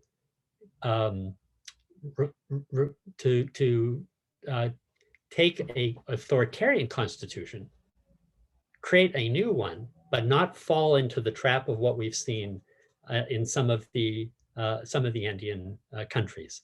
And I think I think it's going to be a large challenge that we face in the next little while, to provide reassurances that initiatives that involve popular participation don't become an invitation to the erosion of democratic norms. On the right, what I'm struck by looking at in Peru right now is the way that Keiko Fujimori has followed Donald Trump in denying, in essentially carrying out a kind of a mutiny against the democratic process, not accepting that she lost the election, simply saying, questioning the result, stop the steal, essentially very much following the script that Trump used, which is fundamentally anti-democratic. And it really raises questions about the degree to which core democratic institutions are going to be politicized and challenged. And I think that's going to be a tremendous problem for us in the coming years, is how do we retain some sense that we can encounter one another in the public sphere and actually agree on things as fundamental as who just won the last election. So I'll leave it there, as I think there was a couple of big challenges that we face. Thank you, Mike. I follow. Yeah, I mean, Melisa, you bring such big questions and you give us 2 minutes. It's a bit not unfair, but I can't deal with this. It's like too much. So I will take just 2 more points, which I think could be useful, but I can't really answer to the 3 points you mentioned. I think there are at least 2 absolutely key challenges for democracies all around the world. This is the same challenge around the world, but with specificities in Latin America. One is public opinion. In times of polarization, and I think these days we are looking at it in Peru, for instance, Keiko Fujimori is asking the people to send information proving that was fraud, electoral fraud, to her party and to the media. She's not talking about electoral institutions or the justice. And I think it really is an example of how polarization is building something really dangerous. Something is true because the leader I'm following says that. And doesn't matter if it's true or not, doesn't matter the rule of law, doesn't matter. And I think it's plenty of other examples, from the peace plebiscite in Colombia to many others. And it's a big challenge, not only in Latin America, but with some specificities, because also I think we should differentiate between countries in Latin America, but this is key. And the second, and I think again plays for many cases, but has probably more specificities for Latin America, is this tension. And I think Gisela also mentioned to somehow that between the fiction and the faction. Now we have a fiction of representative democracy, which in Latin America, in the perception of the people, but in a good extent, also in reality, explains that the rule of law is also producing inequalities and protecting the position of the rich. But each time a discourse tries to go against that, we arrive to the situation in which a faction creates a totalitarian or authoritarian option. And this tension between the fiction and the faction has particularities in these so unequal societies in Latin America. And I think it's a challenge for participation, because in the discourse of one and the others, participation is in there. For once, electoral democracy is the point, and doesn't matter if the turnout is very low or people feels that even voting will be always the same happening. And for the others, real democracy is what people want in a particular moment. And what we have seen in the experience, and with this I close, because as I said, I could speak for longer and we are running out of time, is that the participatory regimes in the Andean countries, I think the Ecuadorian case is particularly interesting. The constitution introduced many participatory mechanisms, but when the people try to activate it in an autonomous way, and there are many examples of direct democratic initiatives, for one reason or for the other, this was blocked. So we need the rule of law to improve these mechanisms. And I stop here.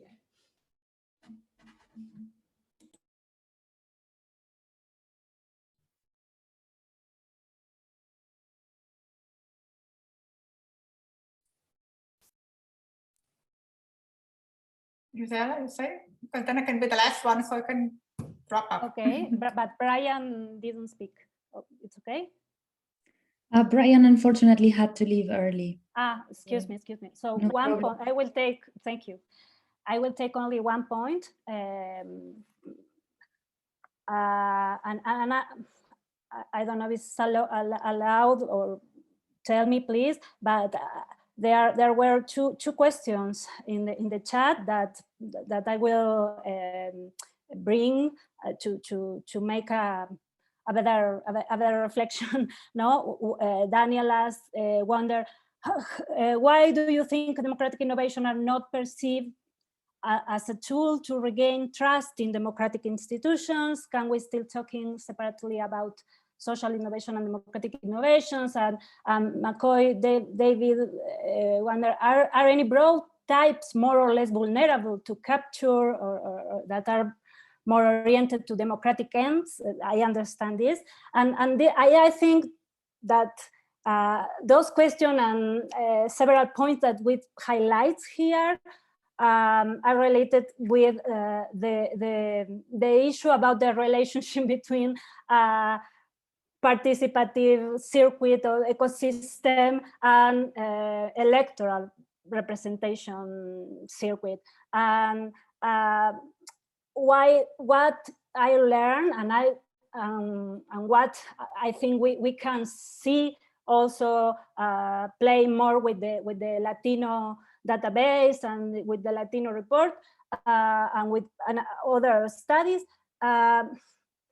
It's maybe trivial, but better democratic systems with better party system, with rule of law, had better participative institutions, experience, or circuits or ecosystems with better impacts in terms of inclusion, in terms of progressive advancement of agenda, and even more resistant to survive to changes between ideological alternation, no, in party governments.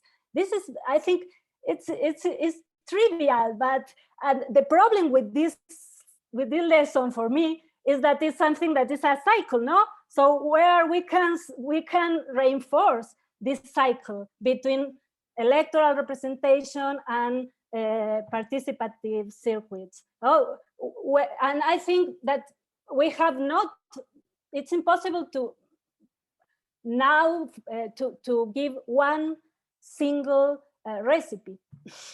But we know that we need that these two worlds to be complementary, to improve, to make a relationship that could be better, and to improve, and to advance the deficits of each of the worlds.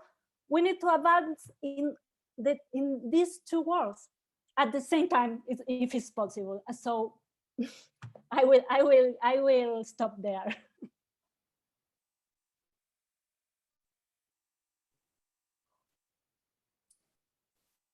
Okay, so Yeah, let me address this question, trying to look to the Latino data, but also to Latin America. I mean, so I think last year in 2020, with the COVID-19 pandemic, we had like so much time compressed in a year, or we're still having it. And it accelerated so many things. Like looking to Latin America, all problems we had, they got so much clearer and worse somehow. Yeah, so we see all the weakness and fragility of political institutions. It became so clear. The low state capacity. Also, I mean, how governments have been totally unable to respond to the pandemic and deal with that. And also all the problems that we're having with authoritarian governments like Brazil and El Salvador and Nicaragua, like countries that clearly not even cared about responding to the pandemic. So, and the inequalities, all the inequalities we have, social, economic, racial inequalities, gender inequalities, all forms of inequality, they became so much deeper, yeah, and also clear during the pandemic somehow. And then it became also more clear how it's difficult to deal with them.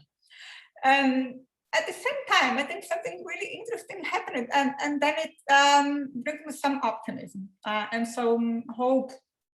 Somehow, I would say, trying to look to our topic, to democratic innovations and to our data.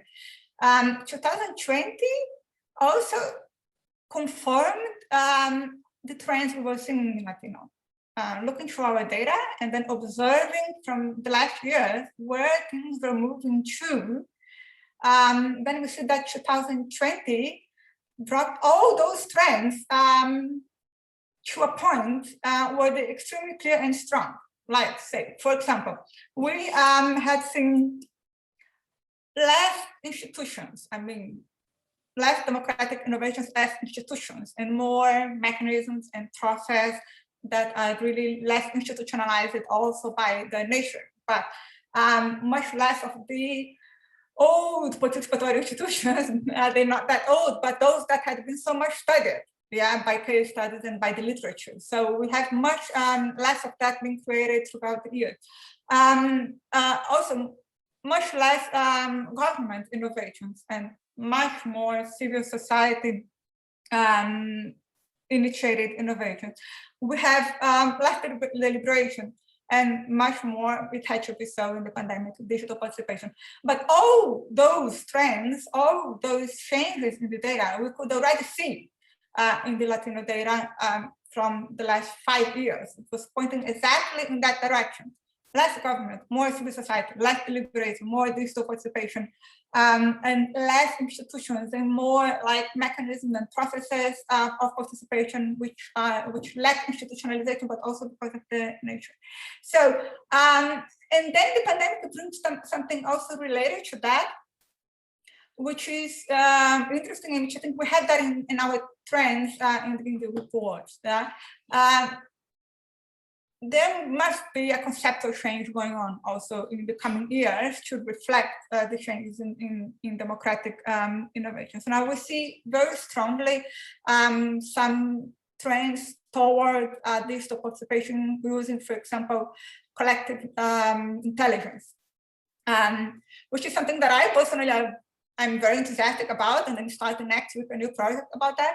But at the same time, it brings some concerns. I mean, how much digital participation evolves, and we do have like the forms of now collective intelligence, crowdsourcing, civic crowdsourcing, co-production, co-creation, collaboration. It's fascinating on the one hand, but on the other hand, it is that still participation, and how much? I mean, we will have to deal with this question in the next years. And citizens, when they participate, and now you have citizens as hackers, citizens as scientists, and so much also citizen-based science and citizen-based journalism. This is also all very much interesting and became strong in the pandemic. But at the same time, our citizens is still being able to have a word, to speak out and to be heard by political institutions. So I think all those changes we see accelerated with the pandemic would also bring the need that we also quickly start to reflect on the main concept we're dealing with, democratic innovations and citizen participation. For example, I think there's a lot of interesting things coming and being developed. Also, these innovations in representations, they are one trend. Also, we also highlight that in the report. But it's also something that we need to prepare also theoretically and be able to deal with and conceptualize again. So I spoke too much. Mel, do you want to close up, or should I already take the word from you? Thank you, everyone.